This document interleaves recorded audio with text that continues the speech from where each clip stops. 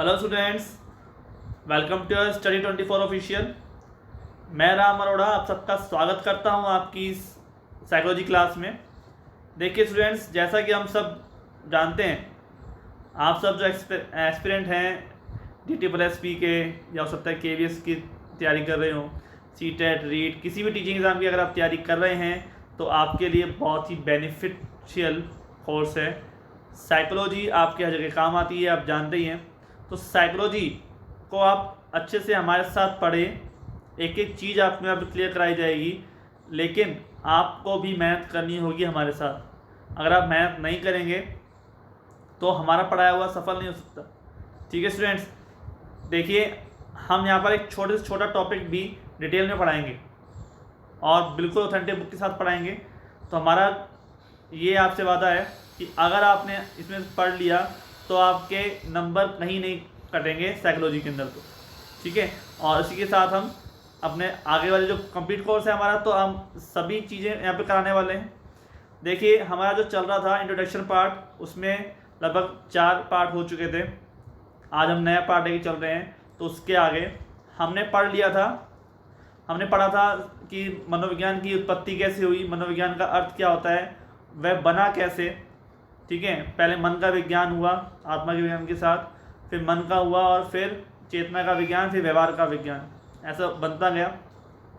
फिर हमने पढ़ा यहाँ पर उसके संप्रदाय, ठीक है, प्रकारवाद हुए, संरचनावाद, ठीक है, फिर बिहेवियरिज्म, ऐसे करते करते हमने पढ़े। आज हम पढ़ेंगे इसके डिटेल में, आज हम इसको डिटेल में पढ़ेंगे। तो शुरुआत करते हैं हमारी क्लास साइकोलॉजी की। तो देखिए स्टूडेंट्स, जैसा कि आप जानते हैं कि संरचनावाद, स्ट्रक्चरलिज्म, अस्तित्ववाद या अंतर्निरीक्षणवाद, इंट्रोस्पेक्टिज्म, ये सभी जो है इसी के नाम हैं। ठीक है, संरचनावाद के। और ये पहला संप्रदाय है, ये प्रथम संप्रदाय है, याद रखने का। ठीक है, प्रथम संप्रदाय है और किसका, किसी मनोविज्ञान की उत्पत्ति का प्रथम संप्रदाय है। लेकिन कैसे इसका नाम संरचनावाद पड़ा, कैसे इसकी उत्पत्ति हुई, किसने की, सब हम यहाँ पे पढ़ेंगे। ठीक है, तो सबसे पहली बात तो ये मैं आपको बता दूँ कि इंग्लिश जो टर्म है वो आपको ज़रूर याद रखनी है। इंग्लिश टर्म याद नहीं रखोगे तो पेपर में होने वाली है आपको दिक्कत। साफ बात है, दिक्कत होगी, क्योंकि हिंदी में तो कई अर्थ निकलते हैं इनके, लेकिन इंग्लिश तो वही रहेगी। ठीक है, अब स्ट्रक्चरलिज्म के बारे में कहूँ तो स्ट्रक्चरलिज्म ही लिखा जाएगा। संरचनावाद के अलावा आप इसमें अस्तित्ववाद लिख सकते हैं। ठीक है, अंतर्निरीक्षणवाद हुआ तो इंट्रोस्पेक्टिज्म हो गया, लेकिन ये चीज़ें आपको याद हो जाएंगी। ठीक है, तो हमने यहाँ देखा कि सबसे पहली बात तो ये कि प्रथम संप्रदाय है आपका ये। ठीक है, प्रथम संप्रदाय है और प्रथम संप्रदाय में इसके जो समर्थक हैं हमारे पास वो है विलियम वुंड व टिचनर। ठीक है, विलियम वुंड हैं और टिचनर हैं। तो संरचनावाद में दोनों ने मिलकर, ये तो इनके गुरु थे, यानी कि विलियम वुंड तो गुरु थे और उनके शिष्य थे टिचनर, उन्होंने मिलकर इस संरचनावाद का निर्माण किया। संरचनावाद स्कूल जो है वुंड के शिष्य टिचनर द्वारा अमेरिका के कार्नेल विश्वविद्यालय में 1892 में प्रारंभ किया गया। ठीक है, 1892 की बात है, जब अमेरिका में एक विश्वविद्यालय है कार्नेल, वहाँ पर जो टिचनर के द्वारा 1892 में इसकी शुरुआत हुई। ठीक है, इसके समर्थक जो हैं वो दोनों ने मिलकर इसको काम किया। फिर बात करते हैं आगे। संरचनावाद के अनुसार मनोविज्ञान की विषय वस्तु चेतन अनुभूति थी। ठीक है, जो संरचनावाद है ना, उसके अनुसार हम अगर बात करें तो मनोविज्ञान की जो विषय वस्तु थी वो एक चेतना अवस्था थी। चेतना अवस्था आप जानते हो ना, सिग्मंड वाली चेतना अवस्था वही है, 1/10 भाग 9/10 भाग जो है चेतन और अचेतन मिलके होता है, तो वही चीज़ थी। अब चेतन अवस्था तो पहले भी आपको पता ही है कैसे उन्होंने ख़त्म कर दिया था। कॉन्शियसनेस, सेमी कॉन्शियसनेस और अनकॉन्शियसनेस, ये 3 चीज़ें होती हैं। कॉन्शियसनेस का मतलब क्या होता है, चेतन अवस्था। ठीक है, कॉन्शियसनेस का मतलब क्या होता है, चेतन अवस्था। अर्थ चेतन का मतलब क्या होता है, सेमी कॉन्शियसनेस, और अचेतन का मतलब होता है अनकॉन्शियसनेस। जो भी आप पढ़ रहे हैं, जो भी आप सुन रहे हैं, आप जो महसूस करते हैं अपनी इंद्रियों के साथ में महसूस करते हैं, आप स्पर्श महसूस करते हैं, ये सब क्या है? चेतन अवस्था है। ठीक है, आप बैठे बैठे कहीं खो जाते हैं, दिमाग आपका कहीं चला जाता है। आप तो यहाँ बैठ के पढ़ रहे हैं, जैसे आप मान लो वीडियो भी देख रहे हैं, तब की बात मैं अगर आपसे कहूँ तो वीडियो तो चल रही है, मैं आपको समझा रहा हूँ, लेकिन आपका दिमाग कहीं और है। तो आपका दिमाग कहीं और है, 10 मिनट बाद आप वापस घूम कर आए, आपका मन तो यहाँ था नहीं, तो आपको समझ में आया ही नहीं। ठीक है, इसका मतलब क्या हुआ कि आप चेतन अवस्था में नहीं थे, आप अचेतन अवस्था में, यानी कि आपके दिमाग में, स्मृति में कुछ और बातें चल रही थी जो आपके को वहाँ पे लेके गई। आप शिमला घूम रहे हैं, आप हरिद्वार घूम रहे हैं, कहीं भी घूम रहे हैं, ठीक है। तो वो चीज़ तो पहले भी हम इन्होंने नेगलेक्ट कर ही दी थी, उसको माना ही नहीं गया था, तो इसलिए संरचनावाद भी काफ़ी आगे तक, यानी कि स्टार्ट होने के बाद नहीं चल पाया। चेतना से तात्पर्य उन सभी अनुभवों से था जो व्यक्ति में एक दिए हुए क्षण में उपस्थित होता है। ठीक है ना, जो आप यहाँ पे काम कर रहे हैं, सामने प्रेजेंट बैठे हैं, वो ही है चेतन अवस्था। ठीक है, आपका दिमाग कहीं और है तो आप चेतन अवस्था में नहीं है, फिर तो आप अचेतन में हैं। ठीक है, और अचेतन होता है जो आप सोते टाइम महसूस करते हैं। टिश्नर ने चेतना के 3 तत्व बताए, संवेदन, ठीक है, सेंसेशन, वही चीज़ है, भाव या अनुराग, फीलिंग और अफेक्शन, तथा प्रतिमा या प्रतिबिंब। ठीक है, 3 हैं इसके। संरचनावाद के अनुसार मनोविज्ञान की जो विषय वस्तु थी वो क्या थी? चेतन में थी, और उसका जो अर्थ है वो क्या है? किसी भी व्यक्ति को उन सभी अनुभवों से था जो किसी क्षण में, दिए हुए क्षण में उपस्थित होते हैं।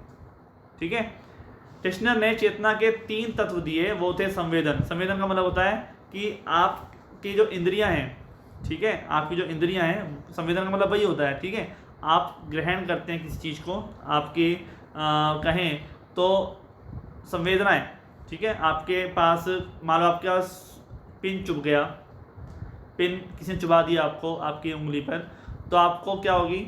आपको सेंसेशन होगा ना, मतलब आपको पता चलेगा कि पिन चुभ रहा है। अगर आप अवस्था आपकी वहीं पे प्रेजेंट है तो आपको जल्दी पता चल जाएगा, और अगर आपको नहीं, आपका दिमाग कहीं और है, तो आपको चुभाने की थोड़ी देर बाद में, जैसे चुभाया तो आपको दर्द तो होगा, आप हाथ जल्दी से हटा नहीं पाओगे क्योंकि आपका दिमाग वहाँ पर प्रेजेंट नहीं है।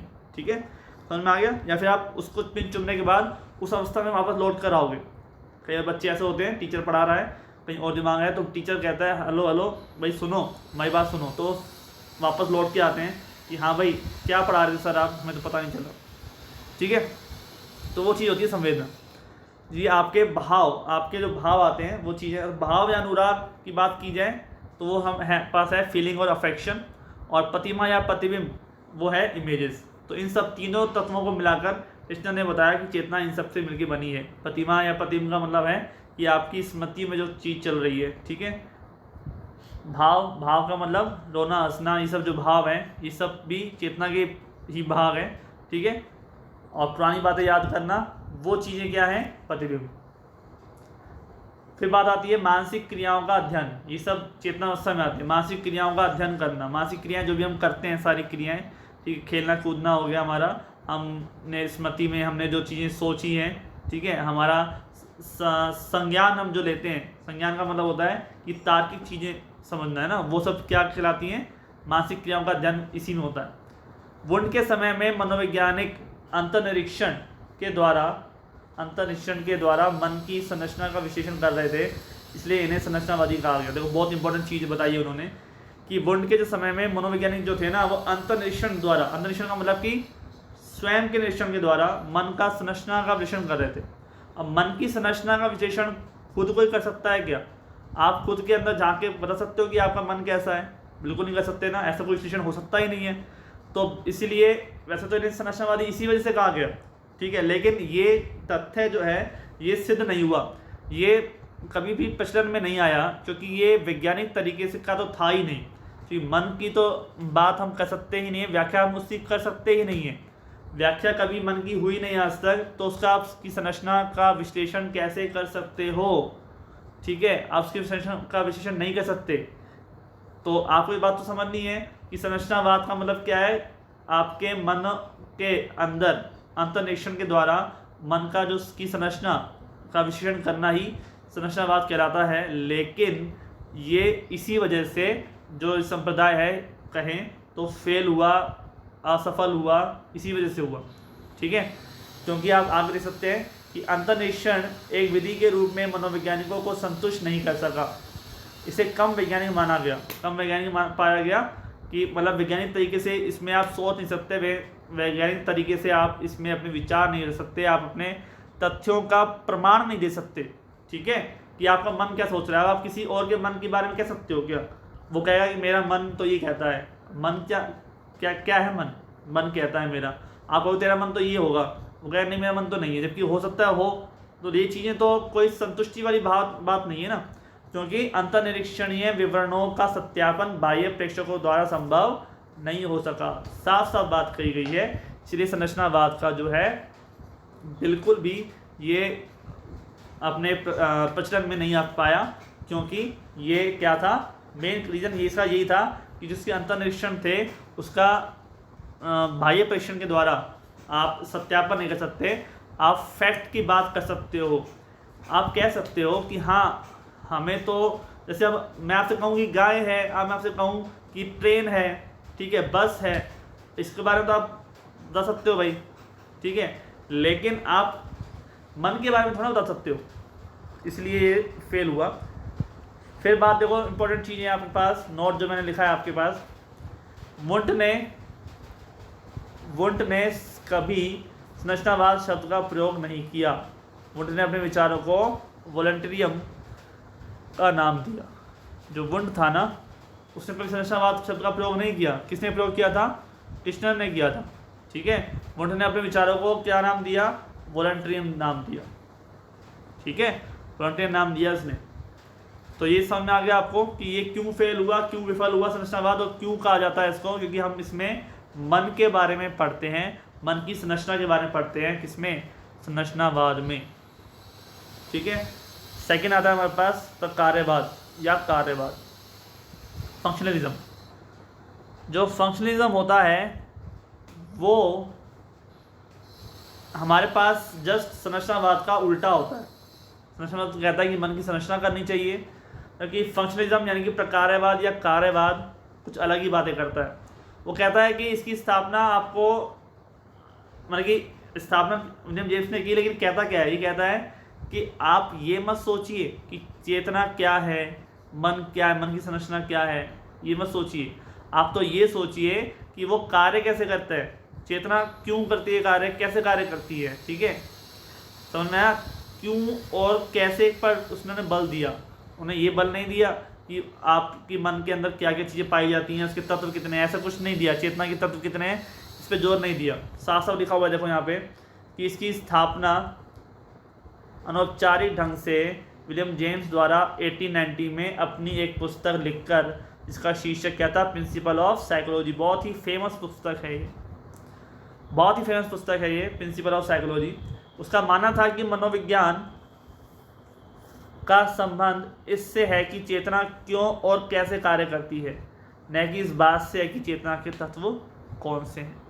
ठीक है, इससे कोई फर्क नहीं पड़ता चेतना के तत्व कौन से हैं, फर्क तो इससे पड़ता है कि वो क्यों और कैसे कार्य करती है। समझ में आया? जस्ट उल्टा है ये संरचनावाद का। संरचनावाद में क्या कहा गया था कि मन की संरचना बताइए, चेतना के तत्व बताइए।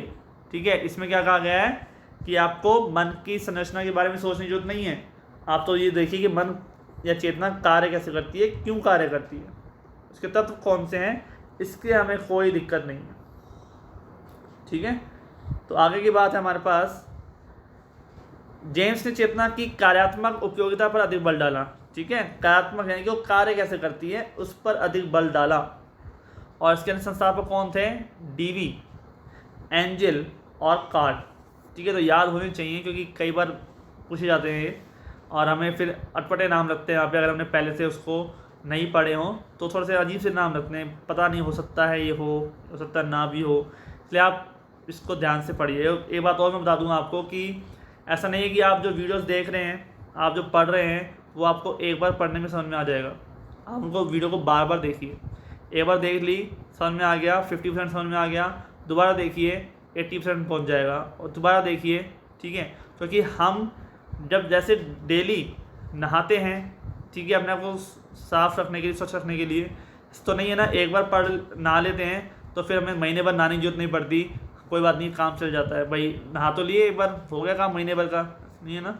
ऐसे एक बार पढ़ने के बाद आपका हमेशा के लिए काम नहीं हो सकता कि तो पेपर तक काम चल जाएगा, बार बार रिवीजन जरूरी है। और रिवीजन की जो शक्ति है वो आप जानते नहीं हैं, या अगर कोई जानता है तो उसको पता होगा कि रिवीजन यानी कि अभ्यास की शक्ति क्या होती है। करत करत अभ्यास जड़मति होत सुजान, यह बात आप जानते ही हैं। तो यहाँ पर मैं आपको बताऊँगा आगे बात कि विलियम जेम्स का विश्वास था कि मानव की संरचना पर ध्यान देने के बजाय मनोविज्ञान को उस बात का अध्ययन करना चाहिए कि मन क्या करता है तथा व्यवहार लोगों को अपने वातावरण से निपटने के लिए किस प्रकार कार्य करता है। ठीक है, मनोविज्ञान जो विलियम जेम्स हैं उनका विश्वास था कि हमें क्या करना चाहिए, हमें करना चाहिए कि मनोविज्ञान कैसे कार्य करता है, इस बात पर ध्यान देना चाहिए, संरचना पर ध्यान देने की बजाय। ठीक है, व्यवहार जो है लोगों से निपटने से, अपने वातावरण से निपटने के लिए किस प्रकार कार्य करता है, इस सब चीज़ों को देखते हुए उन्होंने कहा। तो विलियम जेम्स ने अपने 1899 में सबसे मोस्ट बुक है टॉक टू टीचर्स, ठीक है, ऑफ साइकोलॉजी, सबसे फेमस बुक है, क्या कहें तो सबसे प्रथम पुस्तक है विलियम जेम्स की, 1899 में आई थी, उन्होंने पुस्तक ये लिखी थी, क्या नाम था, टॉक टू टीचर्स, यानी कि शिक्षकों से बात, ठीक है, बातचीत। काफ़ी अच्छी बुक है और जिसके अंदर उन्होंने व्यवहार के बारे में, लोगों के व्यवहार खुद से अपने वातावरण से निपटने के लिए किस प्रकार से व्यक्ति कार्य करता है, कैसे काम करता है, उस बारे में बताया है। क्लियर, समझ में आ गया होगा आप लोगों को कि कैसे संरचनावाद और ये क्या था हमारा फंक्शनलिज्म यानी कि प्रकारवाद। आगे बात करते हैं हम इसकी। तो अब हमारे पास आता है गेस्टाल्ट मनोविज्ञान, गेस्टाल्ट साइकोलॉजी। तो गेस्टाल्ट साइकोलॉजी जो है वो क्या है, गेस्टाल्ट स्कूल की स्थापना, स्कूल का मतलब वही संप्रदाय होता है, मैक्स वर्दिमर द्वारा 1912 में की गई। कॉलर व कोफा संस्थापक थे इसके, ठीक है, 1912 की बात है, मैक्स वर्दिमर ने की इसकी स्थापना। कॉलर और कोफा क्या थे, इसके संस्थापक थे।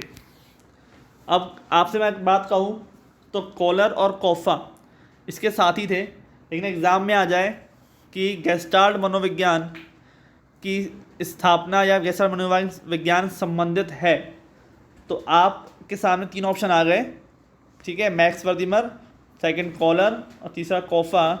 तो आप जो चौथा ऑप्शन है उपयुक्त सभी, तो आप किस पे लगाएंगे, उपयुक्त सभी पे लगाएंगे ना, समझ में आ गया।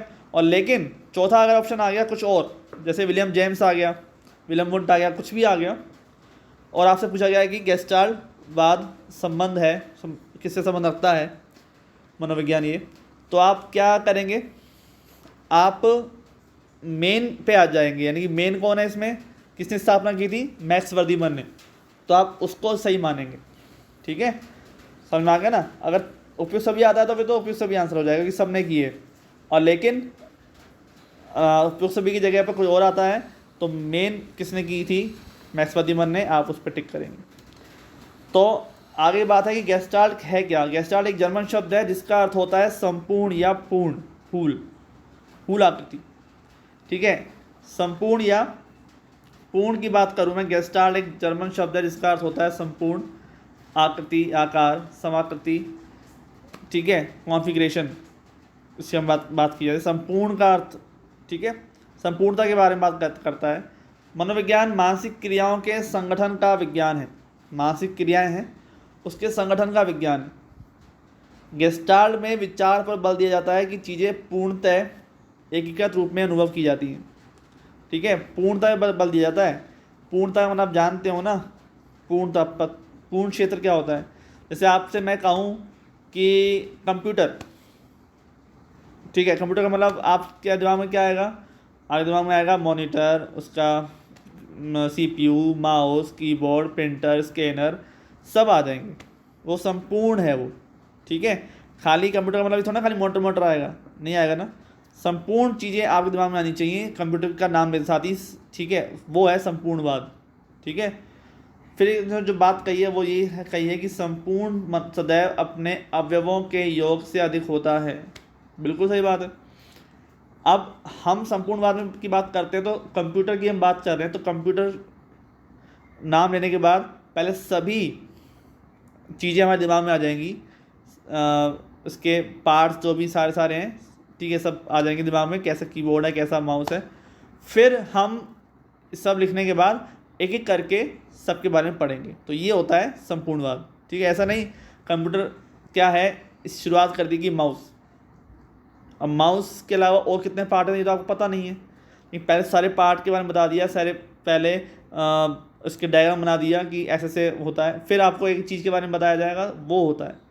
कई बार हम जो पढ़ाते हैं ऑफलाइन में तब भी हम इसी चीज़ को यूज़ करते हैं। अच्छे टीचर्स जो हैं वो गेस्टाल्टवाद का जो नियम है, जो थ्योरी है, जो प्रिंसिपल है इसका, उसी का यूज़ करते हैं। ठीक है, तो वर्धमान ने प्रत्यक्षण के क्षेत्र में, कॉलन ने अधिगम के क्षेत्र में और कॉफा ने स्मृति के क्षेत्र में कार्य किया। ठीक है, तो प्रत्यक्षण का क्षेत्र क्या होता है? प्रत्यक्षण का क्षेत्र होता है जो प्रत्यक्ष रूप से आप देख रहे हैं, और प्रत्यक्ष रूप से किससे देख काम करते हैं, महसूस करते हैं? अपनी इंद्रियों से। तो इंद्रियों का मतलब खाली आंखों से देखना थोड़ा ना होता है, हाथों से छूना भी होता है, स्पर्श करना, कानों से सुनना भी होता है, नाक से सूंघना भी होता है, मुंह से बोलना भी होता है ना। पांचों इंद्रियां होती है ना, और छठी इंद्री भी होती है, पांचों नहीं होती, छठी भी होती है, लेकिन छठी इंद्री होती है सिर्फ दर्शन शास्त्र में, और वो कौन सी होती है? मन होती है, मन। ठीक है, अपना मन।